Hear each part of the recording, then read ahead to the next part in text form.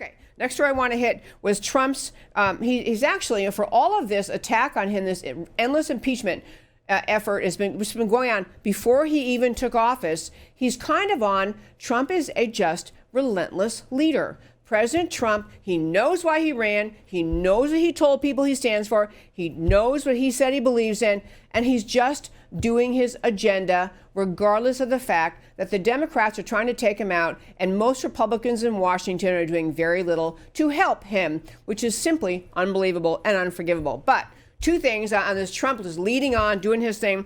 One has to do with a food stamp rule, a new food stamp rule. And the food stamp program is now called SNAP. But the new food stamp rule, which became effective, finalized yesterday and goes into effect in February. It refers to a group of people, this new food stamp rule, and they use the acronym ABAWD with an S on the end, the ABAWDs, which are able-bodied adults without dependents. Able-bodied adults without dependents. New rules in food stamps applying to these people. And the basic thing to know is this. In the food stamp legislation, or when we had the welfare reform in 98 or 96, 98, whenever that was, we had welfare reform, and we had an idea in there that, if you're able-bodied and you're not staying home raising children, even if you need help buying food, you ought to try to work. You ought to try to find a job, even part-time, just something. Be a little bit, be part of helping yourself become self-sufficient. Well, the rules were written in a way that permits counties and the areas where people are on food stamps, permits those entities to waive the requirement that able-bodied people without dependents, ABAWS, able-bodied adults without dependents, that permits these jurisdictions to waive the work requirement, even for people who are able-bodied and don't have children. And it was tied to the unemployment rate, basically saying if you have an unemployment rate in your area, that it basically saying if there are no jobs around to be had, if you're just you can't find a job, we're not going to hold it against you. We're going to let you keep collecting food stamps, even though you're able-bodied, have no dependents, and you're not working. And what happened was the way the rules were written, it permitted the recipient counties of this food stamp assistance to monkey around with the data, to shift around the data, to shift around how they measure. So basically waiving almost everyone out of the requirement to have a job if you're able-bodied and don't have children. In fact, in two states, Illinois and California, the way the rules were previously written, the people who implement the food stamp program found a basis to waive almost every county in the whole state, Illinois and California. It's a way for people who are trying to generate dependency on the government, trying to maximize dependency on the government, to play with the rules, play with the system, and end up to where they were saying essentially these people, they fit the waiver standards because of the way they measured employment and what area they measured unemployment rates in. And so they basically pretty much waived, at least those two states, the entire state, saying nobody had to find a job. So President Trump, new rules out. And the reason I wanted to bring this up, it's going to save some money and it's going to inspire some people to get on the bandwagon and get a job. And I will say, I actually do believe that the food stamp program has been, it has some people who receive those benefits who truly need them. The idea of it was essentially women, who have women with dependent children and nobody to help them. There was a rightness to the idea that, some people need temporary help. We don't let people starve to death in this country. We want to provide help. It's not mandated by the Constitution as a role of the federal government, but it is in our Judeo-Christian society or generous society. We want to help. But with so many programs, as with so many other programs, if you don't keep an eye on it, the people implementing the programs, they benefit by keeping people enrolled and encouraging and increasing the enrollment because it increases their budget. It increases the number of people they can hire. It increases the whole dependency set of programs in America. And there's very little incentive if you're working in those areas, whether you're in Washington or you're working in the food stamp, whoever implements food stamps in these various states and counties, they don't have the incentive to try to really push people to find employment. Why would they? They get a paycheck. In fact, they are more needed and more likely to retain their job if more people need food stamps. The incentive to inspire people to get out there and work, to understand you're able-bodied, it doesn't exist within the government program. So anyway, President Trump has put this new rule out there. It's now out. It's going to go into effect in February. But I raise it today not just to say that I think it's a great idea, which I do think it's a great idea, but I also raise it to say there's a bravery there that, somebody in President Trump's position being assaulted ever since he won the election, being told by the media and the left and the Democrats, you're never going to carry out your agenda, we're going to stop you, and we hate you. All of that is going on in his life every day since he won the presidency. A lot of people in his position would say, you know what?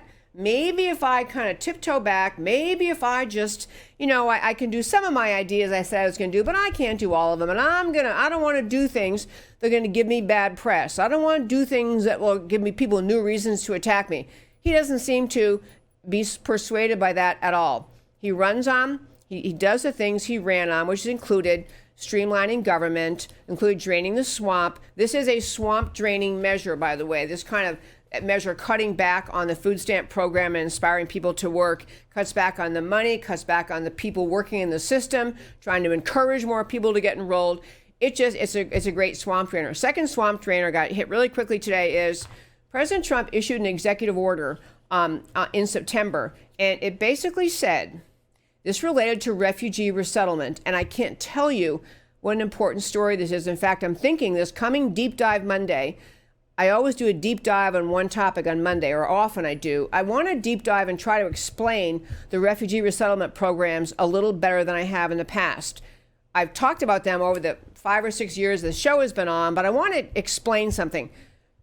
To start with, President Trump issued an executive order in September that basically said that refugees, people from other countries who are fleeing persecution or other problems coming to America, that before refugees can be resettled in any state or any county, those state and county entities must agree to receive refugees. Now, you might think, well, yeah, and you know what? You'd be right in a way, because the law, the original refugee resettlement law from 1980 said that. It said the states have to agree to accept refugees. They have to agree, and they have to agree in the numbers, but that's just been ignored by the people in Washington who benefit from the refugee resettlement program. So it was actually in the law, but the new executive order said, you know what? You've got to get permission from the states for refugee resettlement. I'm going to give a tiny hint, or I'm going to talk about it Monday, but just hit the basic story today. So what's happening right now, there are organizations that the shortened term people use to refer to them are VOLAGs, V-O-L-A-G. They're voluntary agencies. There are essentially 7, although there are many more involved. These VOLAGs, voluntary agencies that assist the government in resettling refugees who come to America, and these organizations take charge of some segment of these refugees coming here. Then they resettle them in various places around the country, and then those organizations not just get paid the costs of resettling these people, they make money. They make money. The Lutheran Church, I grew up in the Lutheran Church. I mean, the Lutheran Church is huge in this. The Catholic Church, huge in this. They become incentivized to encourage more refugees to come. They're not helping refugees who already are coming here.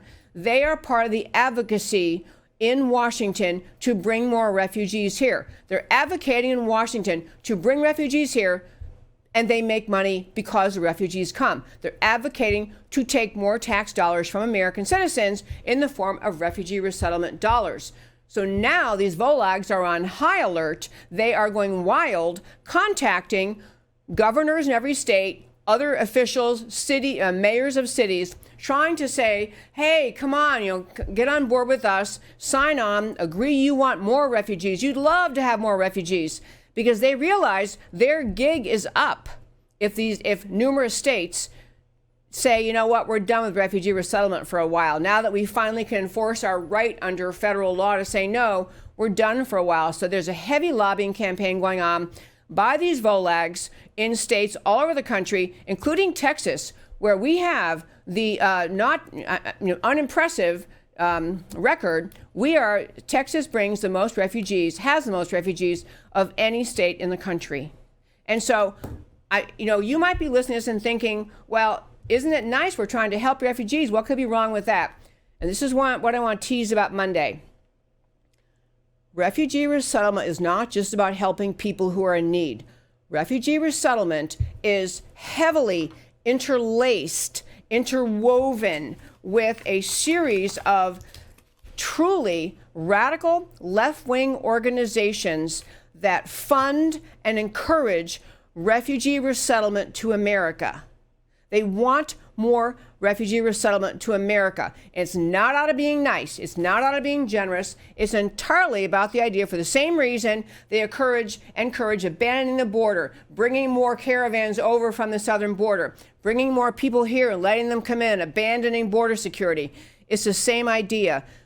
We America lovers don't tend to think in such calculated terms, but organizations like this do. They support and encourage refugee resettlement specifically to America with the notion of filling America's cities and towns with people from other countries who eventually will become American citizens, who buy into their left-wing worldview, who do not understand what America is, who are not coming here to assimilate in America. They're coming here orchestrated by these groups to change America. Groups include, that one was called Welcoming America, but you have to understand, Open Society, George Soros' organization, funding them by the millions.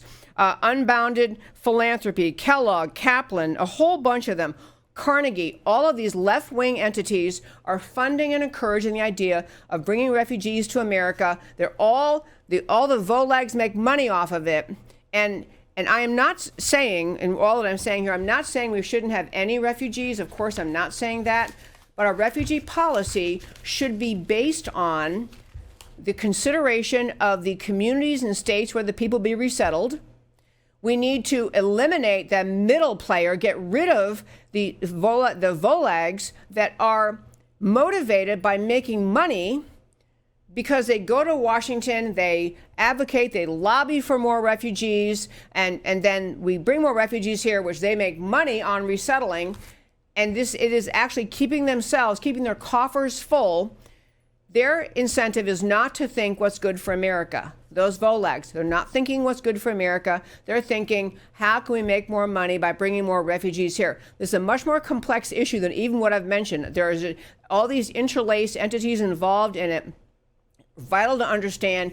And on top of all that, the impetus for many churches to support the refugee programs is as a result of another long-term nefarious, underhanded, manipulative effort of Soros-funded organizations to change the way the Christian church thinks.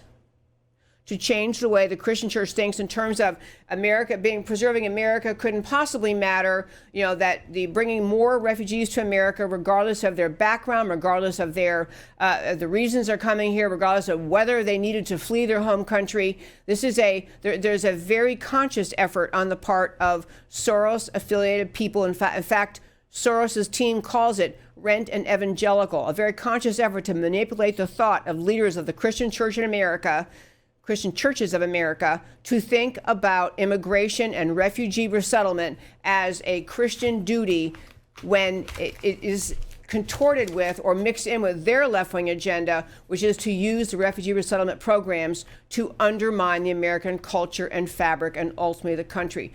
I'm going to do a deep dive on this on Monday. I'm just going to tell you it's important to understand you're not mean if you don't want more refugees in your community.